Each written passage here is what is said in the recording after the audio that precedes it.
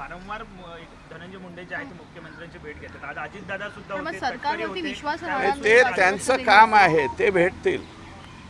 अजितदादा भेटले असतील, मला वाटतं दादांचं वेगळं काम धनंजय असेल. मुंडे वारंवार भेटतात. ते भेटायचं काम आहे त्यांचं, ते भेटतील. आम्हाला त्याच्याबद्दल काहीच बोलायचं नाही. शेवटी तो त्यांच्या पक्षाचा प्रश्न आहे. परंतु हे सगळं जे घडतंय संगीत दिघोळेपासून आत्ता हे महादेव मुंडेपर्यंत एकूण मर्डर 13 का 14 झालेत तिथं आत्तापर्यंत. आणि हे सगळे जे कोणाच्या भोवती घुटमळतंय याचाही विचार करण्याची आवश्यकता आहे. 13 ते 14 मर्डर झालेले आहेत. एवढे 13 ते 14 मर्डर झाले. 2 मर्डरचं आतापर्यंत आपल्याला निदान यशस्वी आपण झालेले आहे, यश मिळालेलं आहे. हो. तर काय वाटतंय बाकीच्या मर्डरच्या संदर्भात देखील एक संयुक्त चौकशी व्हायला पाहिजे.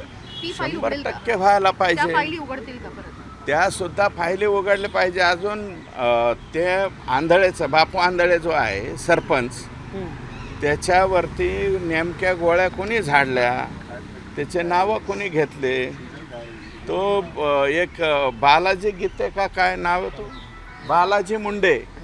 बालाजी मुंडे नावाच्या व्यक्तीची हत्या करण्यात आली. त्याच्यात त्याचा ड्रायव्हर आरोपी करून ठेवला आहे. म्हणजे मारणारे दुसरे आणि आरोपी कोण? ड्रायव्हर वेगळाच. आणि ते जेलमध्ये आत्ता.